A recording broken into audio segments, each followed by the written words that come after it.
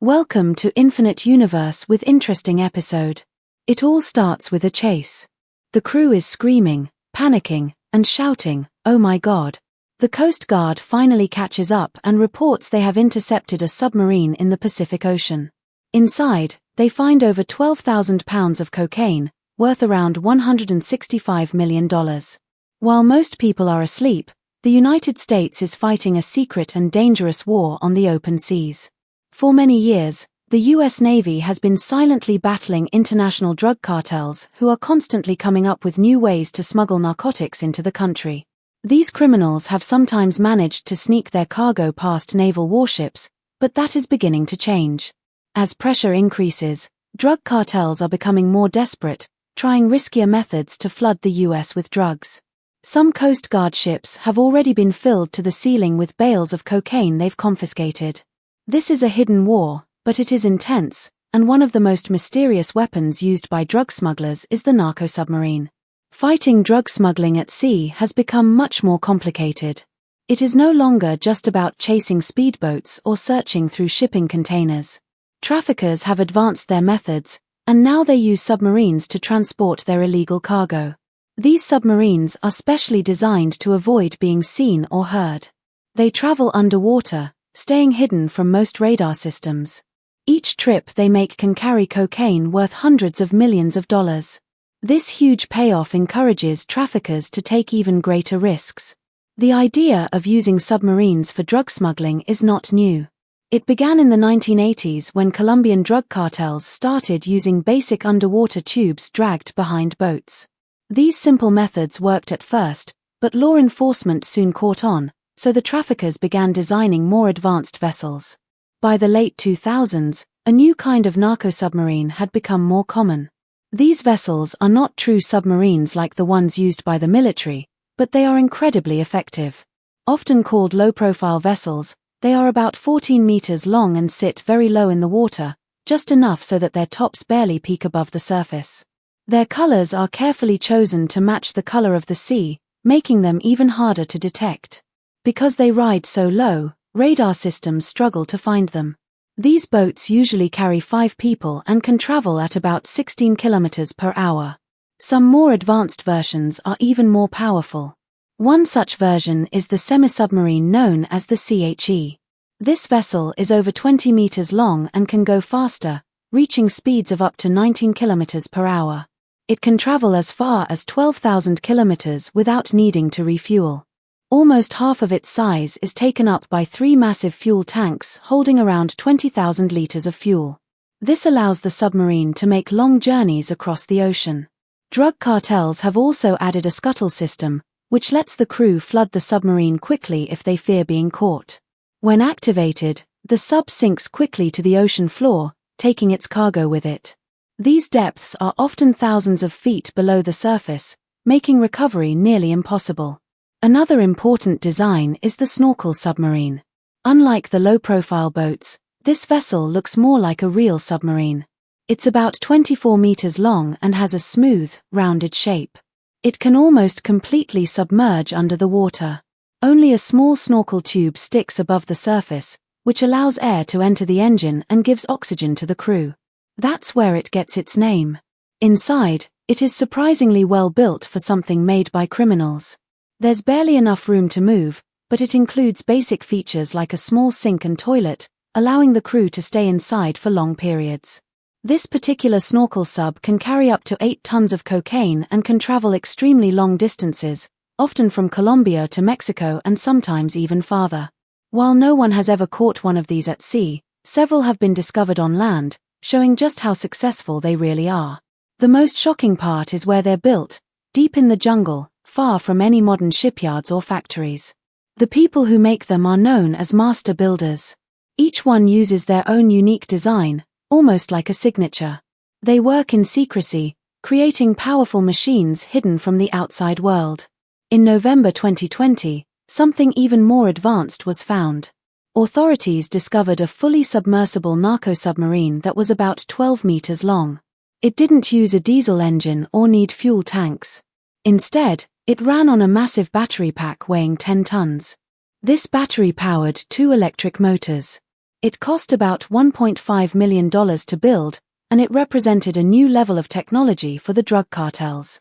Dive planes helped control its depth, and the batteries allowed it to run for about 12 hours at a speed of 5 kilometers per hour. While that's not very fast, it didn't need to be. These types of submarines are often towed behind larger ships and are only released when they are close to land. Once released, they quietly glide through the water, making them nearly impossible to detect. Only one of these electric submarines has ever been found, and that was on land, hidden in the jungle. That means others could be operating silently at sea. In 2024, during a mission called Operation Orion, one of these advanced submarines was caught in the Pacific Ocean. It had traveled more than 10,000 kilometers and was heading for Australia. This marked the third time such a submarine had been intercepted, showing that drug smugglers had created a new route across the Pacific. It also proved that these submarines could make incredibly long journeys, completely changing the rules of drug smuggling. The fight between traffickers and military forces has become a kind of arms race. Every time cartels build a new kind of submarine, governments have to invent new ways to catch them. These days, law enforcement uses thermal imaging drones, artificial intelligence, and pattern recognition software to spot tiny wakes or heat signals from the submarines. Despite all this technology, experts believe that for every submarine caught, 3 or 4 make it through. That means most of the drugs still reach their destination, fueling addiction and violence around the world. To fight this, the international community launched a huge joint mission called Operation Martillo. The word martillo means hammer in Spanish, symbolizing the strength and unity of the countries involved. By 2012, it was clear that no single nation could handle the growing threat alone. 14 countries joined together, including the United States, the United Kingdom, France, Spain, Guatemala, and Honduras. Instead of fighting the cartels on land, they focused on stopping them at sea by cutting off their shipping routes. Naval ships, aircraft, and special forces patrolled areas from South America to the United States, creating a powerful blockade. The results came quickly. In just 1 year, Operation Martillo captured 339 drug traffickers and seized 101 vessels carrying drugs. In 2011 alone, they confiscated 19 tons of cocaine, worth about $2.35 billion on the streets. They also recovered $21 million in cash meant for the cartels and another $16 million worth of equipment used to hide and move drugs. In just 1 year, the Coast Guard removed over 455,000 pounds of cocaine from the ocean. But that was just the beginning. In late 2024, another mission called Operation Orion expanded the fight even more. Over 6 weeks, countries from around the world worked together, sharing intelligence and tracking suspicious vessels. This global cooperation led to record-breaking results. In one sweep, they seized 225 tons of cocaine. They also captured more than 1,000 tons of marijuana and other illegal substances. In total, the street value of the drugs was around $8.5 billion. It was one of the biggest victories in the global war on drugs. Each country played a unique role. The United States provided advanced radar systems that could detect the smallest wakes of boats from space. The Netherlands used underwater drones to inspect the hulls of suspicious ships. Colombian forces used their knowledge of the jungle to find launch sites for submarines. Even countries without coastlines helped by tracking money and communications used by the cartels. What made Operation Orion so different was the way all these nations worked together in real time. Military leaders from different countries met in command centers, shared live updates, and coordinated attacks across different time zones. When traffickers changed direction after learning about a raid, they often ended up sailing right into the patrol zones of other countries. This level of teamwork had never been seen before. The mission did more than just take drugs off the street. It also gave authorities valuable information. Every captured crew member, every boat, and every intercepted radio message helped officials understand how the cartels worked. They created detailed maps showing smuggling routes and built long lists of people involved in the drug trade. These international water missions were often dramatic, with helicopters swooping in, ships surrounding submarines, and special forces storming the decks. As a result, cocaine prices in the United States went up, showing that less supply was making it through. The message was clear: the ocean was no longer a safe path for traffickers. Faced with this new pressure, the cartels have been forced to develop even more dangerous and advanced technology to stay ahead. But every time they do, international forces are right behind them, building better tools to stop them. This ongoing war between law enforcement and drug traffickers is one of the most high-tech and secretive battles happening today. It takes place far from public view, in the deep blue waters of the oceans, where silent submarines carry billions of dollars in illegal drugs, and brave men and women risk their lives to stop them. The world of drug trafficking is a high-stakes game of cat and mouse where cartels spare no expense in staying ahead of law enforcement. These criminal organizations no longer rely on old, worn-out boats to move their illicit cargo. Instead, they have built a formidable fleet that rivals even small navies. At the heart of this powerful armada are two distinctly different yet equally dangerous types of vessels: fast, agile speedboats and stealthy, submerged submarines. The speedboats used by traffickers are often called go-fasts in the underworld.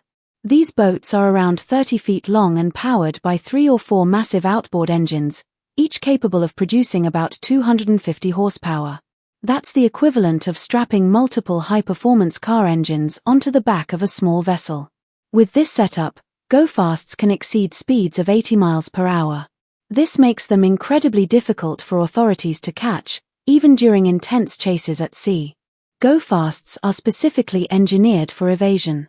Their low profile allows them to skim close to the water's surface, reducing their visibility. Most are painted in ocean blue or grey tones to blend in with the sea. These vessels usually have only one person on board, the pilot, which leaves the rest of the space for fuel and drugs. With additional fuel tanks installed, these boats can hold up to 2,000 gallons of gasoline.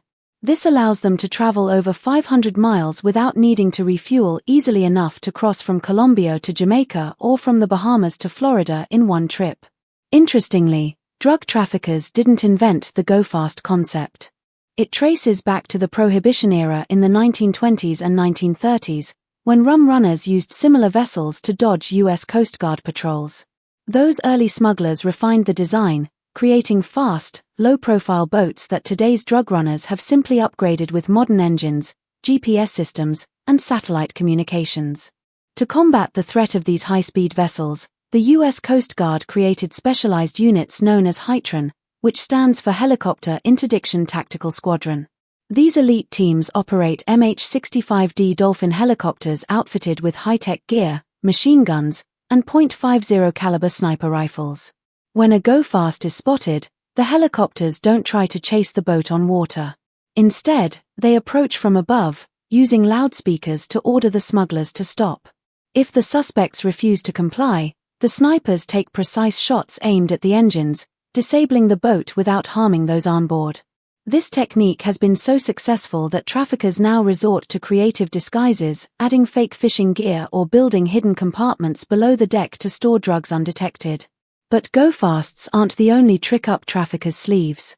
In recent years, cartels have increasingly turned to semi-submersibles and even fully functional submarines to move their illicit goods.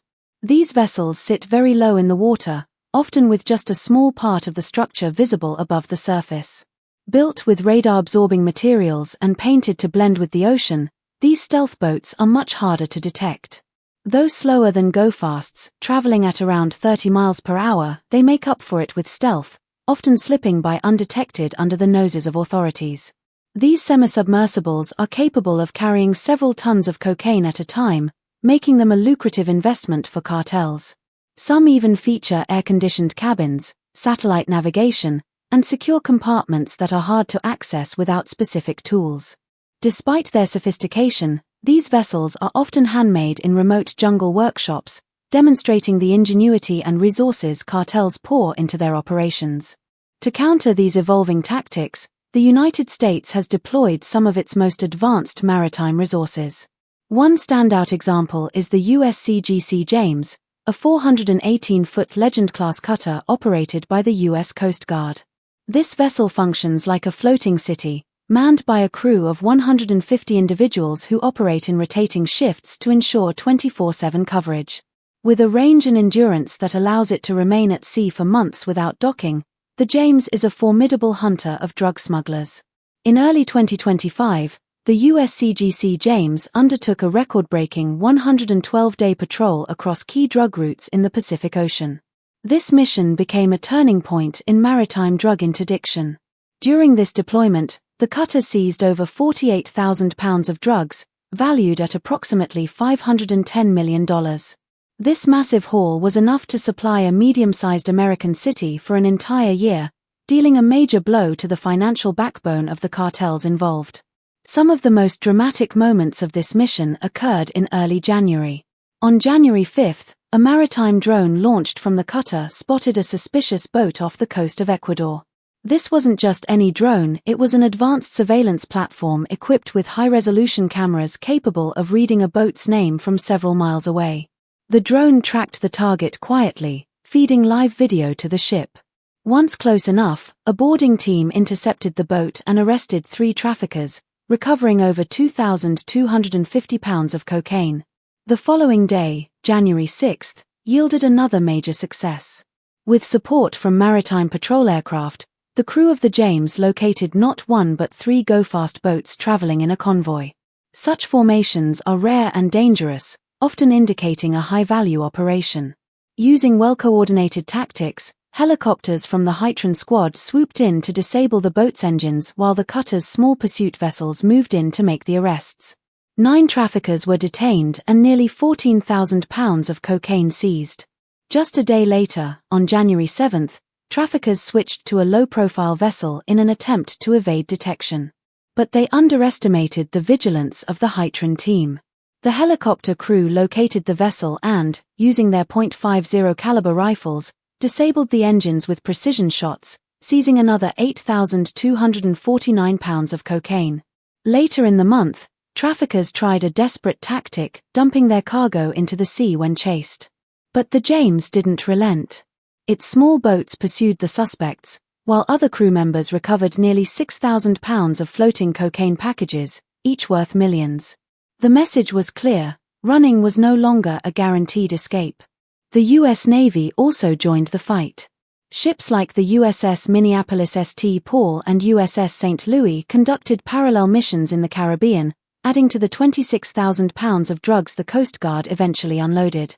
The data collected during these missions was equally valuable, offering fresh intelligence about cartel operations, key players, and trafficking routes. A critical component of this ongoing battle is the Joint Interagency Task Force South, GIAF South, headquartered in Florida. This task force acts as the nerve center of America's maritime drug war. GIAF South combines efforts from multiple branches of the U.S. military, law enforcement, intelligence agencies, and even foreign partners. The task force relies on satellite imagery, radar scans, human intelligence, and ship tracking data to identify suspicious movements long before they reach American shores. What makes GIAF South unique is its integrated approach. FBI agents work alongside Navy officers. Coast Guard officials team up with defense electronics experts. CIA analysts share real-time intelligence with customs agents. This collaborative effort ensures that decisions are based on a comprehensive picture, rather than fragmented information. One of the most effective tools used by GIAF South are LADET teams, law enforcement detachments, comprising highly trained Coast Guard personnel placed aboard U.S. Navy vessels. These units bring a crucial legal advantage. While military ships can monitor and track suspects, they don't have the authority to make arrests. LADET teams bridge this gap, allowing law enforcement operations to proceed legally and smoothly in international waters. When a Navy ship detects a suspicious vessel, the LADET team springs into action. The ship closes in, and the LADET officers board the suspect craft, conduct searches, seize drugs, and arrest suspects. This joint strategy has proven to be both efficient and highly effective. A standout example of this coordination came in August 2017 during an operation named Big Week. The mission focused on boosting aerial surveillance over high-trafficking sea corridors. Strategic bombers like the B-1 and B-52 were deployed alongside JSTAR's surveillance aircraft, covering vast ocean areas where drug boats were suspected to operate. Aerial refueling tankers kept the planes airborne longer, vastly increasing their effectiveness. By the end of the operation, 6 metric tons of cocaine had been intercepted, drugs that would never make it to U.S. streets. Because of its unparalleled success, Gulf South has become a prime target for cartels. Some groups have reportedly placed bounties on insider information that could compromise the task force's operations. But the team continues to evolve, using new technologies and forming new alliances to stay ahead of the criminals. As sea routes become increasingly risky for traffickers, experts believe cartels will look for alternative paths: air, land, or even underground. But the United States is not waiting to be caught off guard. The government is expanding the scope of its operations beyond the sea. On March 4, President Donald Trump addressed Congress, declaring that major drug cartels were not just criminal gangs, but enemies of the state. He warned that America was at war, and that it would respond with equal force. But long before this announcement, covert actions were already underway. On January 20, the day Trump returned to office, military-backed operations had quietly begun. By late January, Trump had approved the designation of 8 major drug cartels as foreign terrorist organizations. This gave U.S. forces expanded powers to target them with the same intensity used in anti-terror operations. It also opened the door for direct military involvement. In Mexico, the Senate authorized a rare joint training program between the U.S. Army's 7th Special Forces Group and Mexico's elite Marine forces. This partnership aims to increase border security and dismantle drug labs deep in cartel-controlled territory. Another major shift came from the skies. Since the beginning of the year, at least 18 high-level surveillance missions have been conducted over Mexican territory. The MQ-9 Reaper drone, typically used for anti-terror operations, now plays a crucial role in the drug war. This drone can fly for nearly 48 hours straight and cover over 1,100 miles per mission. It is equipped with thermal imaging, live video streaming, and a targeting system accurate enough to track individuals from over 5 miles away. Perhaps the most feared weapon in the drone's arsenal is the so-called ninja bomb, a missile designed to kill without an explosion. Instead, it deploys spinning blades that slice through the target with surgical precision. Though originally developed for counterterrorism, the Reaper and its capabilities are now being used to track and destroy hidden cartel infrastructure. In a significant shift, the CIA has allowed the DEA to use these drones for surveillance missions deep in cartel territory. These drones can locate hidden drug labs in jungles and mountainous regions that were previously impossible to monitor. While drone operations started under President Biden, they expanded rapidly once Trump returned to office. With new legal and military tools in place, the United States is now pursuing a broader strategy. It's not just about intercepting drugs at sea. It's about dismantling entire networks, following the money, tracking communications, and bringing down the masterminds behind these multi-billion-dollar empires. This multi-pronged war on cartels, from go-fast boats and submarines to drones and joint military operations, signals a new era in drug interdiction. And as the U.S. tightens its grip on the oceans and skies, traffickers are finding that nowhere is safe, and no tactic is beyond reach. The battle is far from over. But for now, the tide appears to be turning. Thanks for watching. Keep it and stay tuned. Like and subscribe our channel. Have a good day.